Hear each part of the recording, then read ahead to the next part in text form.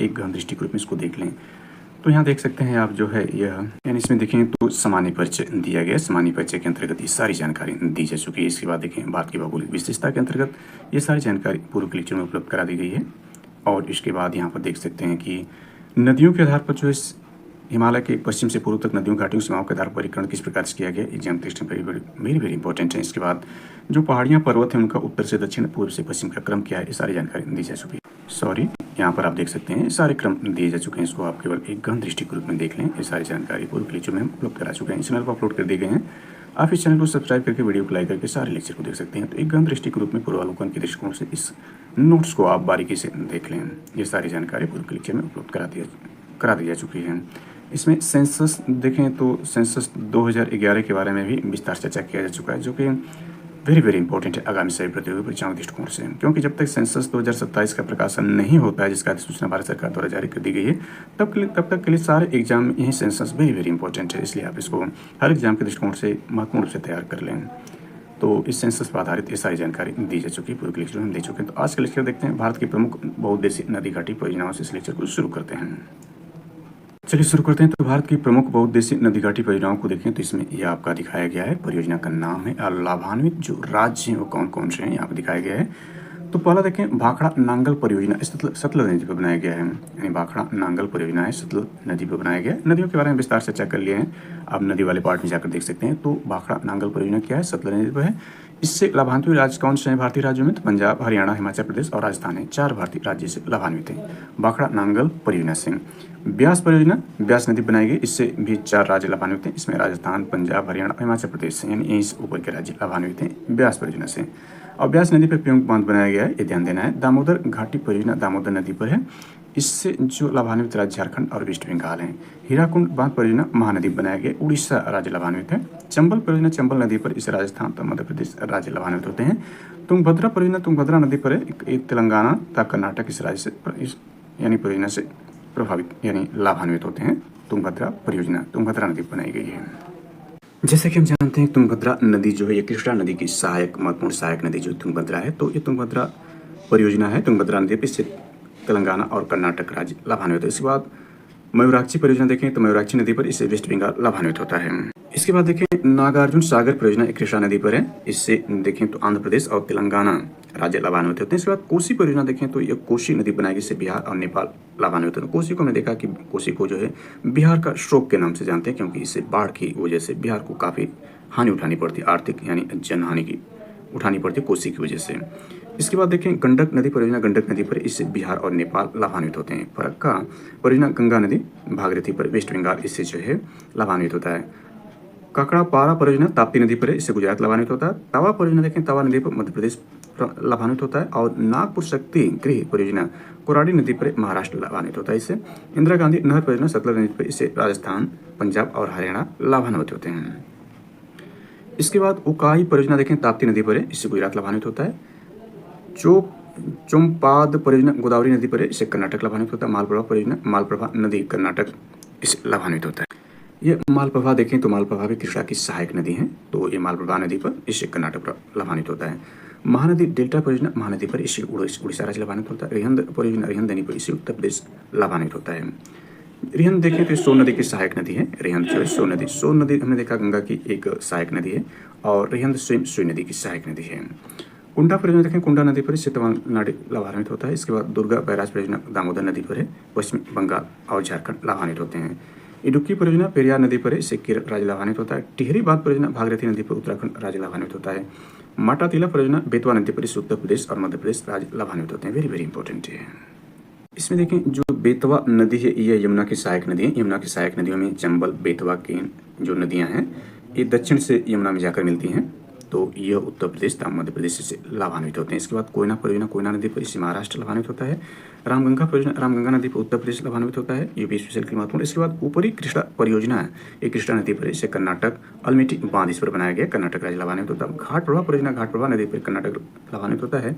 भीमा परियोजना पवना नदी पर, इससे महाराष्ट्र लाभान्वित होता है। भद्रा परियोजना भद्रा नदी पर कर्नाटक लाभान्वित होता है। इसके बाद इसमें देख सकते हैं जायकावाड़ी परियोजना जो गोदावरी नदी पर बनाई गई है, इससे महाराष्ट्र राज्य लाभान्वित होता है। इसके बाद रंजीत सागर बांध परियोजना रावी नदी पर है, इससे पंजाब राज्य लाभान्वित होता है।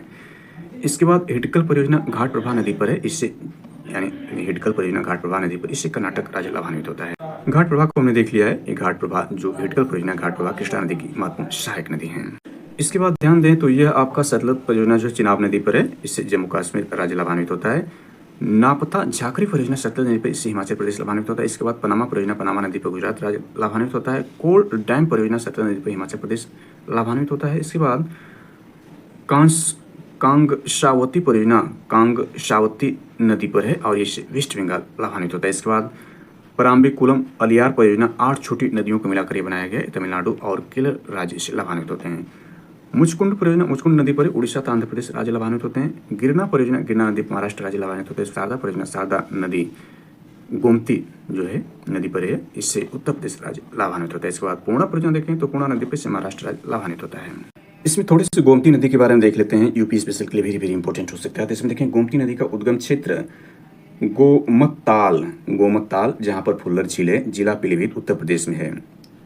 यह गंगा नदी की एकमात्र सहायक नदी जिसका उद्गम मैदान से होता है, यानी जो गोमती नदी है इसका उद्गम कहाँ से, मैदान से होता है।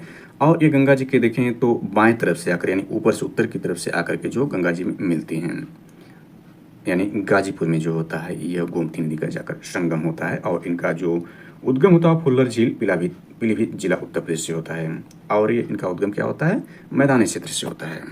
इसके बाद परियोजना हम देखते हैं तो बारगी परियोजना बारगी नदी मध्य प्रदेश में है। हंसदेव बंगा परियोजना हंसदेव नदी छत्तीसगढ़ में। दंडकारण्य परियोजना उड़ीसा मध्य प्रदेश में है।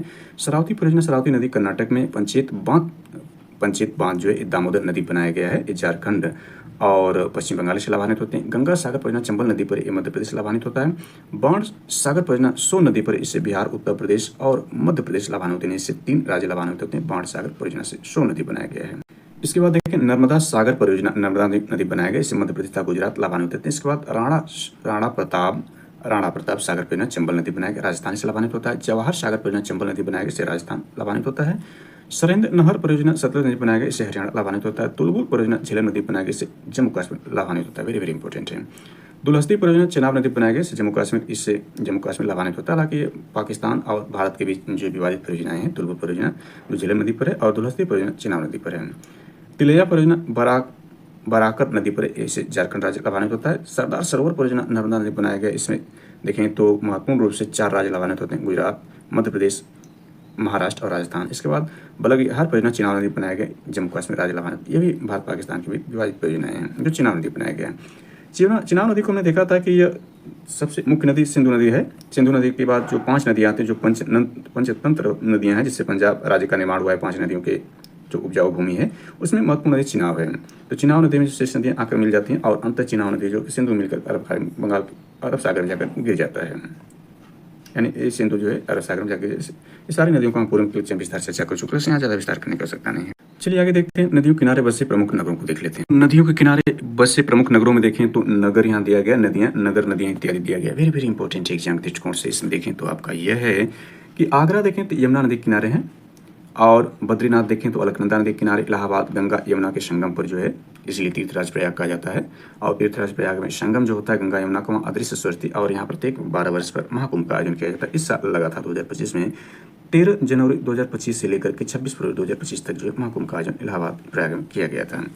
दिल्ली देखें तो यमुना नदी किनारे बसा है। फिरोजपुर देखें सतलज नदी किनारे। हरिद्वार गंगा नदी किनारे, यहाँ भी महाकुंभ का आयोजन किया जाता है हरिद्वार में, जो गंगा नदी किनारे, गंगा जी के नदी किनारे 2 बार महाकुंभ का आयोजन, एक इलाहाबाद में एक हरिद्वार में। कानपुर देखें गंगा नदी किनारे। कुरनूल तुंगभद्रा नदी किनारे। शोकोवा घाट ब्रह्मपुत्र नदी किनारे।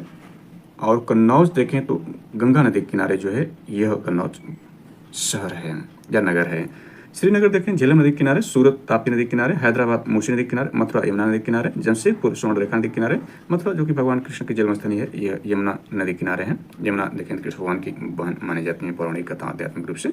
इसके बाद जमशेदपुर देखें स्वर्णरेखा नदी किनारे है। जमशेदपुर को रतन टाटा ने बसाया था, ये ध्यान देना वेरी वेरी इंपॉर्टेंट है। स्वर्ण नदी किनारे है। अहमदाबाद साबरमती नदी किनारे। साबरमती आश्रम गांधी जी, महात्मा गांधी जो कि 20वीं शताब्दी की महान शख्सियत महात्मा गांधी, हमारे राष्ट्रपिता महात्मा गांधी पूज्य बापू जी माने जाते हैं, कहे जाते हैं, अपने देश में पूजे जाते हैं। पंढरपुर देखें भीमा नदी किनारे। बरेली रामगंगा नदी किनारे। जगदलपुर इंद्रावती नदी किनारे। अयोध्या सरयू नदी किनारे हैं, जहाँ भगवान राम का जन्म स्थान अयोध्या सरयू नदी किनारे हैं। कोलकाता हुगली नदी किनारे। लखनऊ गोमती नदी किनारे। वहीं गोमती नदी जिसको हमने देखा, जिसका मिलन गंगा जी में होता है गाजीपुर में जाकर, और एकमात्र गंगा जी की नदी जिसका उद्गम मैदान से होता है पीलीभीत जिला में। और फुलर झील से। डिब्रूगढ़ देखें ब्रह्मपुत्र नदी किनारे, गुवाहाटी ब्रह्मपुत्र नदी किनारे, जबलपुर नर्मदा नदी किनारे, कोटा देखें जहाँ अक्सर कोचिंग के लिए अक्सर विवादित रहता है, ये कोचिंग का हब माना जाता है राजस्थान में। यहाँ अक्सर जो है सुसाइड बच्चों द्वारा किए जाने की वजह से ज़्यादा चर्चित हो गया था। हालांकि ये ज़्यादा कोचिंग की वजह से और कोचिंग हब और कोचिंग माफियाओं या कह लें कि कोचिंग का जो सबसे बड़ा बिजनेस यहाँ खड़ा हो किया गया था, ये चंबल नदी किनारे कटक देखें। और चंबल घाटी चंबल का बिहड़ और चंबल के डाकू ज़्यादा फेमस होते हैं भूतकाल में। वर्तमान में ये सब स्थितियाँ नहीं हैं, ज़्यादा अपना देश प्रोग्रेस कर चुका है, ये बहुत पीछे की बात है। कटक देखें महानदी किनारे। नासिक देखें तो गोदावरी नदी किनारे, नासिक में भी महाकुंभ का आयोजन किया जाता है, ये गोदावरी नदी किनारे है। संबलपुर महानदी किनारे, श्रीरंगपट्टनम कावेरी नदी किनारे, जो कि देखें टीपू सुल्तान के एक संधि से संबंधित श्रीरंगपट्टनम में कावेरी नदी किनारे हैं। जौनपुर गोमती नदी किनारे, ओरछा बेतवा नदी किनारे, उज्जैन क्षिप्रा नदी किनारे, यहाँ पे महाकुंभ का आयोजन किया जाता है मध्य प्रदेश में क्षिप्रा नदी किनारे। वाराणसी गंगा नदी किनारे, उत्तर प्रदेश की धार्मिक जो राजधानी गंगा है वाराणसी है, यह गंगा नदी किनारे हैं। देखें यहाँ तो इलाहाबाद जो गंगा नदी किनारे संगम पर है, इलाहाबाद को हम देख सकते हैं। यहाँ पर देखें तो यह जो इलाहाबाद है आपका गंगा यमुना, यानी यहाँ पर देख सकते हैं इलाहाबाद जो है गंगा यमुना के, यह देखें तो गंगा जी के जो है दाहिने तरफ, इलाहाबाद जो गंगा जी के दाहिने तरफ है। और जबकि देखें ये जो वाराणसी है ये गंगा जी के बाएं तट पर है और ये दाहिने तट पर, याद रखना है इसको भी है। लुधियाना देखें सतलुज नदी किनारे, विजयवाड़ा कृष्णा नदी किनारे, तिरुचिरापल्ली कावेरी नदी किनारे, बैतूल जो है ताप्ती नदी किनारे, बस से भी प्रमुख नगर है, वेरी वेरी इंपॉर्टेंट है। चलिए आगे देखते हैं तो भारत के प्रमुख पर्वतीय नगर उनके राज्य को देख लेते हैं, यानी पर्वतीय नगर कौन से और किस राज्य में यह स्थित है। गुलमर्ग देखें जम्मू कश्मीर में, इसकी ऊंचाई 2651 मीटर है, यानी लगभग 2.5 किलोमीटर से ज़्यादा है। ऊटी तमिलनाडु में है, 2286 मीटर है। शिमला हिमाचल प्रदेश में, इसकी ऊंचाई देख सकते हैं यह है। पहलगाम देखें जहां पर आतंकवादी हमला किया गया था 22 अप्रैल 2025 को, जिसको भारत सरकार ने या भारत के लोगों ने ऑपरेशन सिंदूर के तहत 7 मई 2025 को कार्रवाई करते हुए पाकिस्तान अधिकृत, यानी जो पाकिस्तान अतिरिक्त कश्मीर में और पाकिस्तान में जो भी आतंकवादी ठिकाने कायम थे उसको भारत ने ऑपरेशन सिंदूर का तहस-नहस कर दिया और पाकिस्तान को भी घुटनों पर ला दिया था आतंकवाद समर्पित होने के कारण, यानी आतंकवाद को समर्थन देने वाले राज्य के रूप में वो पाकिस्तान था। तो इसमें पहलगाम देखें जम्मू कश्मीर में है और यह पर्यटक स्थल थे जहाँ पर पर्यटक गए थे, पर्यटन के दृष्टिकोण से यहीं पर आतंकवादी हमला किया गया था।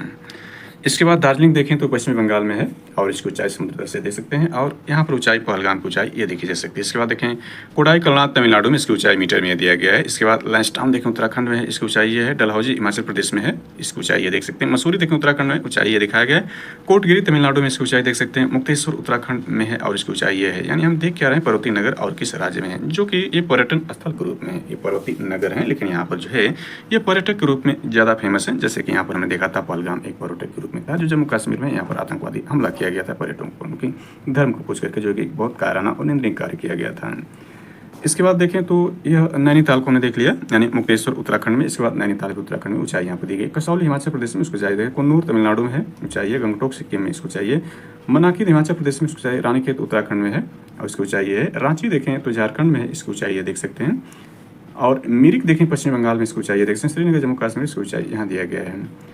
इसके बाद यहाँ देखिए पर्वतीय नगर में तो कोटली में तमिलनाडु में है, इसकी ऊंचाई है। भुवाली उत्तराखंड में, इसकी ऊंचाई है। अल्मोड़ा उत्तराखंड में, इसकी ऊंचाई है। शिलांग मेघालय में है, इसकी ऊंचाई है। सोनल देखिए हिमाचल प्रदेश में, इसकी ऊंचाई है। नंदी हिल्स कर्नाटक में, इसकी ऊंचाई है। एरकाड तमिलनाडु में, इसकी ऊंचाई है। महाबलेश्वर महाराष्ट्र में है, इसकी ऊंचाई है। कलिम्पोंग पश्चिम बंगाल में, इसकी ऊंचाई है। धर्मशाला देखिए हिमाचल प्रदेश में, जहाँ क्रिकेट स्टेडियम है, वेरी वेरी इंपॉर्टेंट है, ये भी एक पर्वतीय नगर है और इसकी ऊंचाई देख सकते हैं। कुल्लू घाटी देखिए हिमाचल प्रदेश में, इसकी ऊंचाई है। माउंट आबू राजस्थान में, वेरी वेरी इंपॉर्टेंट है, इसकी ऊंचाई है। पंचगनी महाराष्ट्र में, इसकी ऊंचाई है। मन्नार देखें केरला में है, इसकी ऊंचाई है। पंचमढ़ी मध्य प्रदेश में और सपुतारा गुजरात में, इसकी ऊंचाई है।